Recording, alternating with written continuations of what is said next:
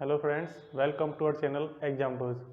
पिछले वीडियोस में हम पढ़ चुके हैं रिफ्लेक्शन और रिफ्रैक्शन के बारे में। आज हम पढ़ेंगे total internal reflection. Total internal reflection क्या होता है? जैसे कि मैंने बताया था कि अगर कोई लाइट डेंसर मीडियम से रेयर मीडियम में जाएगी तो क्या होगा? That light will bend away from the normal. अगर ये मीडियम 1 है, ये मीडियम 2 है, तो अगर कोई लाइट ये नॉर्मल है तो अगर इंसिडेंट हो रही है, इस तरीके से अगर लाइट कोई इंसिडेंट हो रही है तो ये क्या होगा? एंगल ऑफ इंसिडेंस होगा आई। तो अगर ये मीडियम 1 डेंसर है और दूसरा मीडियम रेयर है, तो जैसा कि मैंने बताया था कि अगर कोई लाइट डेंसर मीडियम से रेयर मीडियम में जाएगी तो वो अवे फ्रॉम नॉर्मल बेंड होगी। तो अवे फ्रॉम नॉर्मल क्या होगा? इसको सीधा जाना चाहिए ऐसे। अगर मीडियम में कोई डिफरेंस नहीं होता तो ये लाइट ऐसे जानी चाहिए थी, बट अब क्या है कि डेंसर से रेयर में जा रही है तो ये अवे फ्रॉम नॉर्मल बेंड होगी। तो ये अब ऐसे ना जाके अवे फ्रॉम नॉर्मल इस तरीके से जाएगी, ये इस तरीके से जाएगी। अब ऐसे ही अब इस एंगल को हम और वेरी कराएं, इस एंगल को हमने और बढ़ा दिया तो अब क्या होगा? ये इस तरीके से जाएगी। हमने इस एंगल को थोड़ा सा और बढ़ा दिया तो अब ये इस तरीके से जाएगी। तो एक ऐसा एंगल आएगा आफ्टर दैट, ये जो एंगल है, this angle IC, this is critical angle of incidence, this is known as critical angle of incidence. ऐसा ये एंगल है जिसपे ये जो हमारी रे है दूसरे मीडियम में ना जाके पहले ही मीडियम में वापस आना शुरू करेगी। जैसे कि यहाँ पे मैंने इंसिडेंस कराया और ये रे 90 डिग्री पे, ये आप देख रहे हैं ना, ये जो एंगल है नाउ, जो एंगल ऑफ रिफ्रैक्शन है वो 90 डिग्री है। तो जो हमारी रे है, अगर हमने हल्का सा भी, अगर 0.1 डिग्री भी अगर हमने बढ़ा दिया एंगल ऑफ इंसिडेंस, तो अब क्या होगा कि ये रे ऐसे इंसिडेंस होगी और वापस पहले ही मीडियम में वापस आ जाएगी, पहले ही मीडियम में वापस आ जाएगी। तो अब रिफ्रैक्शन में मैंने क्या बताया था? रिफ्रैक्शन में क्या होता है कि रे एक मीडियम से दूसरे मीडियम में जाती है, और रिफ्लेक्शन में मैंने क्या बताया था कि रे सेम मीडियम से वापस उसी मीडियम में वापस आती है। तो अब क्या हो रहा है? हो तो ये मीडियम की डिफरेंस की वजह से रहा है, एक मीडियम और दूसरा मीडियम, बट क्या हो रहा है? रे दूसरे मीडियम में ना जाके वापस पहले ही मीडियम में आ जा रही है। इसीलिए इसको हम क्या बोलते हैं? टोटल इंटरनल रिफ्लेक्शन, ना कि रिफ्रैक्शन। इसको हम बोलते हैं total internal reflection. Total internal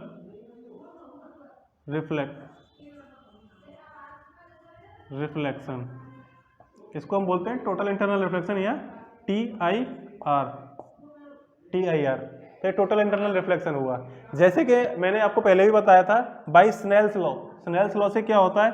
sign of angle of incidence upon sine of angle of refraction, that is equal to N/1। N/1 क्या है? Refractive index of medium 2 with respect to medium 1। तो अगर जैसा कि मैंने बताया कि ऐसा एंगल ऑफ इंसिडेंस जिसपे एंगल ऑफ रिफ्रैक्शन कितना हो जाएगा हमारा? 90 डिग्री, और 90 डिग्री हुआ, उससे अगर हल्का सा भी मैंने इंसिडेंस एंगल बढ़ाया, एंगल ऑफ इंसिडेंस, तो क्या होगा? रे वापस से सेम मीडियम में आ जाएगी। तो उसको क्या बोलेंगे हम? Total internal reflection. तो टोटल इंटरनल रिफ्लेक्शन के लिए एक एंगल होता है, एंगल ऑफ इंसिडेंस, उसको बोलते हैं critical angle of incidence. Critical angle of incidence जिसपे जो साइन R है हमारा वो 1 हो जाएगा। 1 क्यों हो जाएगा? क्योंकि R हमारा क्या हो जाएगा? एंगल ऑफ रिफ्रैक्शन 90 डिग्री हो जाएगा। तो साइन 90 इक्वल टू 1। तो हमारा साइन I, इस एंगल को हम बोलते हैं साइन IC क्या है? Angle of critical incidence, critical angle of incidence. तो ये क्या हो जाएगा? ये 1 हो जाएगा क्योंकि R 90 डिग्री है। ये इक्वल टू हो जाएगा N/1। तो इस तरीके से हम अगर किसी मीडियम की रिफ्रैक्टिव इंडेक्स हमको पता है, दो मीडियम की, तो हम उसका क्रिटिकल एंगल निकाल सकते हैं, उसका क्रिटिकल एंगल ऑफ इंसिडेंस निकाल सकते हैं, जिसके बाद हमको टोटल इंटरनल रिफ्लेक्शन मिलना शुरू हो जाएगा। ठीक है, तो इसके भी अब बहुत एप्लीकेशंस है, उसको हम आगे पढ़ेंगे। पहले कुछ मीडियम्स का मैं टोटल इंटरनल रिफ्लेक्शन एंगल के लिए क्रिटिकल एंगल बता देता हूं, जैसे कि डायमंड है, डायमंड के लिए ये जो एंगल होता है IC for diamond, IC equal to कितना होता है, ये लगभग 24.41 डिग्रीज होता है, 24.41 डिग्रीज। वहीं वाटर के लिए, water air and diamond air interface के लिए, और वाटर के लिए कितना होता है angle, critical angle, that is nearly 48.75 degree. तो आप देख सकते हैं कि डायमंड के लिए ये जो एंगल है क्रिटिकल एंगल वो बहुत कम है इन कंपेरिजन टू वाटर, आप ये देख सकते हैं। तो इसका बहुत इंपॉर्टेंस है, ये मैं आपको आगे बताऊंगा कि इसका भी बहुत फायदा है, क्रिटिकल एंगल कम होने की वजह से बहुत फायदा है, इसको मैं आगे एक्सप्लेन करूंगा। तो अब इसी टोटल इंटरनल रिफ्लेक्शन की वजह से एक टर्म आता है मिराज। मिराज के बारे में आप पढ़े होंगे कि जैसे कि हम कहते थे कि हिरन बस ये मृग तृष्णा बोलते हैं, कि जैसे उसको ऐसा लगता है कि रेगिस्तान में कि कहीं पानी है, वो पानी के पीछे भागता रहता है, पर ऐसा कुछ होता नहीं है, पानी कुछ होता नहीं है। वो किस वजह से होता है, वो टोटल इंटरनल रिफ्लेक्शन की वजह से होता है। जैसे कि हम जानते हैं कि गर्मियों में जब धूप पड़ती है तो जो जमीन है हमारी गर्म हो जाती है, तो जो नीचे की एयर है वो गर्म होगी, और जैसे जैसे हम हाइट के ऊपर बढ़ते जाएंगे जो हमारा टेम्परेचर है वो कम होता जाएगा, तो एयर ठंडी होती जाएगी। तो जो एयर गर्म होगी, हाई टेम्परेचर एयर, जैसे ही टेम्परेचर बढ़ाते हैं तो एयर की डेंसिटी क्या होगी, कम होगी, डेंसिटी कम होगी तो ऑप्टिकल डेंसिटी भी कम हो जाती है। तो उससे क्या होता है कि जो रिफ्रैक्टिव इंडेक्स है हॉट एयर का वो कम होता है in comparison to cool air. तो जो नीचे है सरफेस के पास जो एयर है उसका रिफ्रैक्टिव इंडेक्स कम होता है, और ऊपर की सरफेस पे जैसे जैसे हम ऊपर बढ़ते हैं तो वहां पे रिफ्रैक्टिव इंडेक्स बढ़ जाता है बिकॉज ऑफ टेम्परेचर डिफरेंस। तो जैसे कि मैंने बताया आपको कि अगर कोई लाइट या कोई रे डेंसर मीडियम से रेयर मीडियम में आ रहा है, जैसे कि मैंने बताया कि ये अगर कोई हमारा ग्राउंड सरफेस है, यहाँ पे कोई ट्री है, ठीक है, तो जैसे मैंने बताया कि जमीन के पास एयर क्या होगी, हमारी गर्म होगी, तो वहां डेंसिटी कम होगी, डेंसिटी कम होगी तो रिफ्रैक्टिव इंडेक्स भी वहां की कम होगी। तो ये हमारा जो रिफ्रैक्टिव इंडेक्स है यहाँ कम होगा, इस जगह ये रिफ्रैक्टिव इंडेक्स कम होगा। जैसे ऊपर बढ़ेंगे तो यहाँ अलग होगा, रिफ्रैक्टिव इंडेक्स बढ़ेगा, और ऊपर बढ़ेंगे तो रिफ्रैक्टिव इंडेक्स और बढ़ेगा। ऐसे ही रिफ्रैक्टिव इंडेक्स बढ़ता जाता है ऊपर की तरफ, and is increasing, refractive index increase कर रहा है। और जैसे कि मैंने बताया था कि अगर कोई लाइट यहां से, मान लीजिए कोई ऑब्जर्वर खड़ा हुआ है, यहाँ पे यहाँ कोई ऑब्जर्वर खड़ा हुआ है, इस जगह कोई ऑब्जर्वर है, ठीक है, तो हमको कोई अगर ऑब्जर्वर को जैसे ही रे मिलती है, कोई भी रे मिलेगी, तो वो रे के बेसिस पर लगता है उसको कि कोई ऑब्जेक्ट कहाँ पे रखा हुआ है। वो उसको ये एक्चुअल ऑब्जेक्ट से मतलब नहीं है, ऑब्जर्वर को सिर्फ रे से मतलब है। हमारी आंखों तक किसी ऑब्जेक्ट से अगर कोई रे आ रही है तभी हमको वो चीज दिखती है, ठीक है। तो जैसे कि अब ये पेड़ है, ठीक है, तो यहां से अगर कोई रे आती है, मान लो यहां कोई रे आई, ये एक्चुअली ऐसे जानी चाहिए थी, ऐसे चली जानी चाहिए थी, सीधी सीधी आई, बट ऐसा होता नहीं है। टोटल इंटरनल रिफ्लेक्शन की वजह से ऐसा नहीं होता है। ये क्या होता है, ये डेंसर मीडियम है, ये रेयर मीडियम है, तो यहां पे क्या होगा, ये अवे फ्रॉम नॉर्मल बेंड होगी,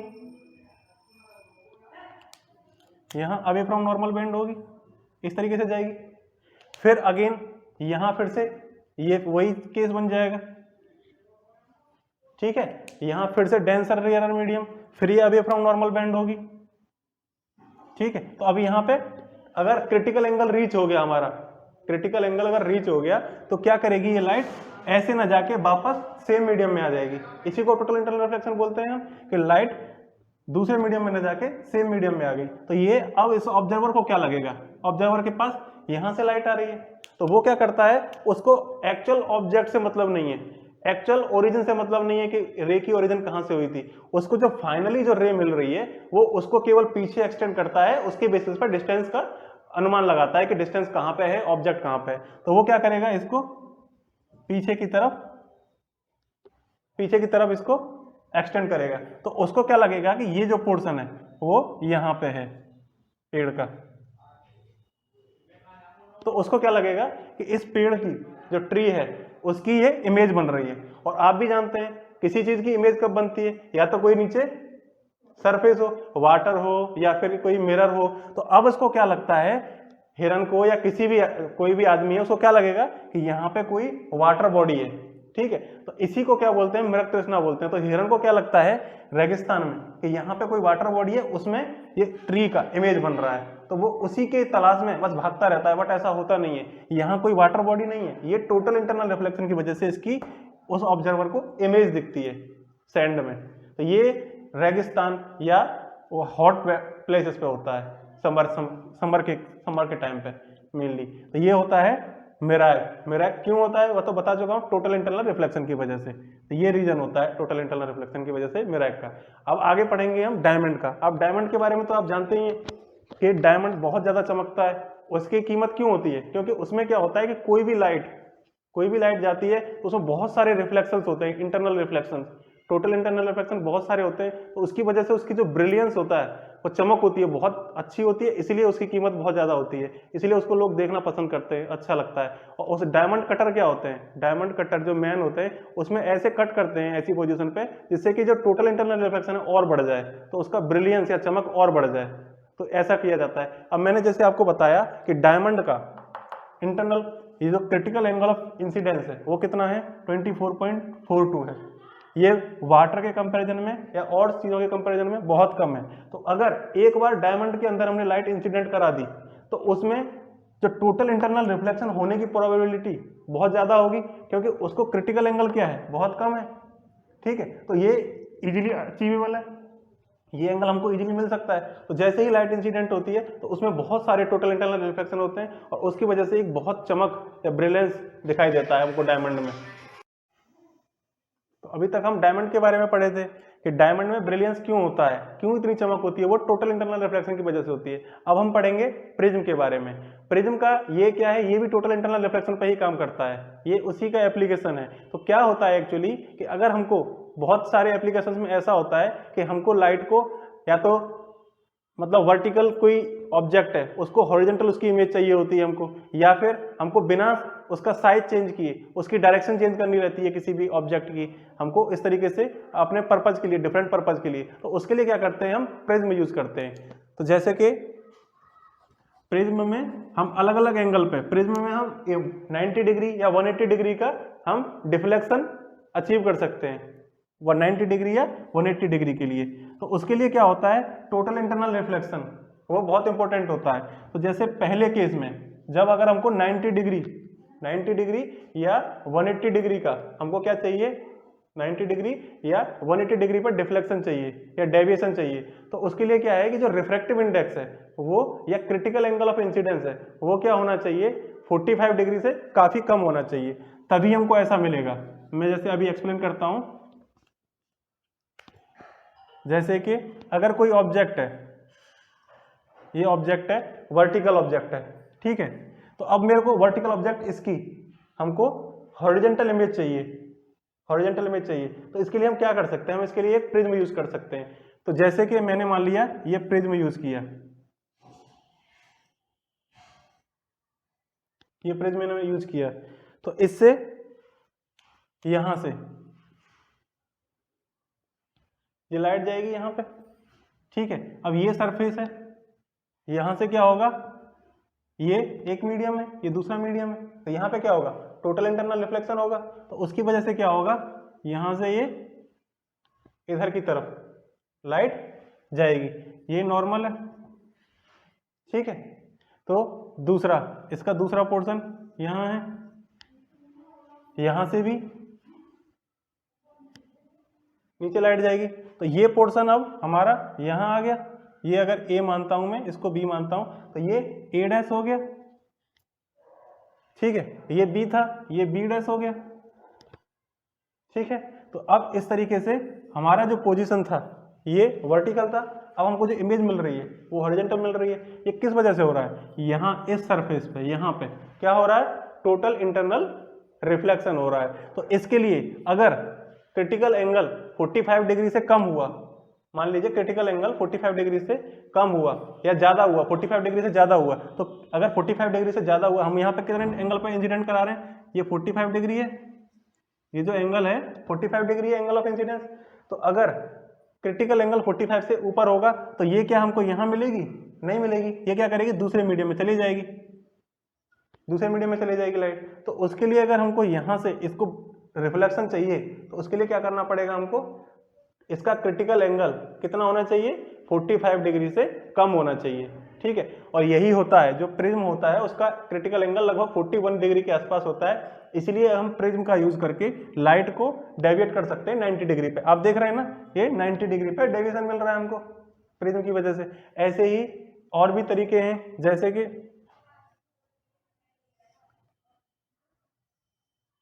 ये कोई प्रिज्म है, ठीक है, तो यहां पे मेरा ऑब्जेक्ट था, यहां मेरा ऑब्जेक्ट था, ये ए बी, तो यहां से, तो जैसे कि अभी हम 90 डिग्री का डेविएशन के लिए ये प्रिज्म यूज किए, अगर हमको 180 डिग्री का डेविएशन चाहिए तो जैसे कि लाइट यहाँ, ये हमारा ऑब्जेक्ट है ए बी, तो यहाँ से लाइट ऐसे जाएगी और यहाँ टोटल इंटरनल रिफ्लेक्शन होगा इस सरफेस पे, यहाँ मिलेगा हमको। उसके बाद क्या होगा, यहाँ अगेन टोटल इंटरनल रिफ्लेक्शन होगा, तो फिर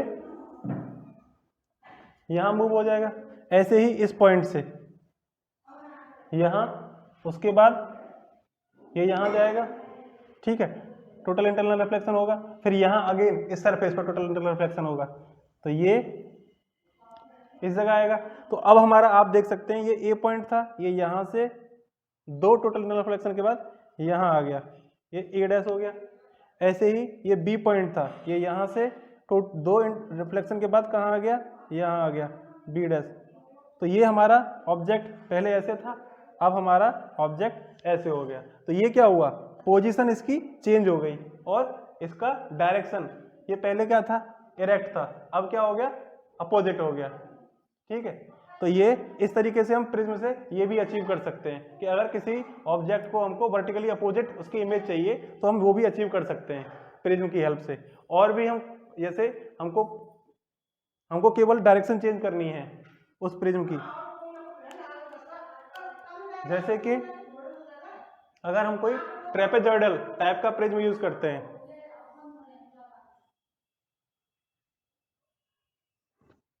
हम अगर ऐसा प्रिज्म यूज करते हैं तो यहाँ पे हमारा कोई अगर ऑब्जेक्ट रखा हुआ है,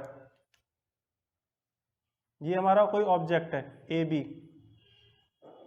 ठीक है, तो यहाँ से कोई लाइट इंसिडेंट हो रहा है यहाँ, तो ये यहाँ से क्या होगा, रिफ्रैक्शन होगा और ये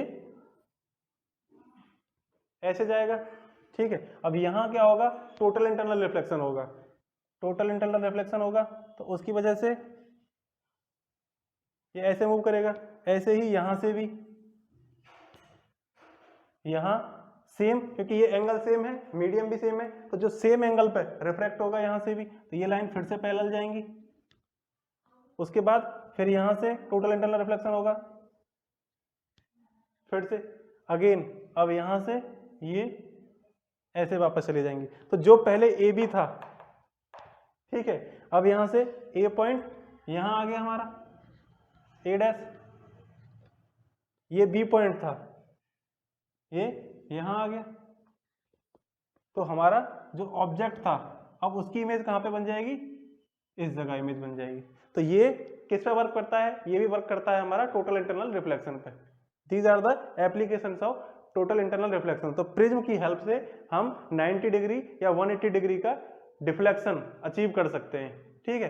कि जैसे हमारे पर्पस, जैसे मूवीज वगैरह में या किसी भी बहुत सारे सिनेमा या और भी पर्पस के लिए हम क्या करते हैं, इसका यूज करते हैं, जिससे कि हमको इमेज की डायरेक्शन या पोजीशन चेंज करनी रहती है। तो इसके TIR के हेल्प से हम ये सब अचीव कर सकते हैं। अब आगे पढ़ते हैं हम ऑप्टिकल फाइबर्स। ऑप्टिकल फाइबर्स भी किस पे डिपेंड करता है या किस एप्लीकेशन, ये किस पे वर्क करता है, TIR पे, टोटल इंटरनल रिफ्लेक्शन पे।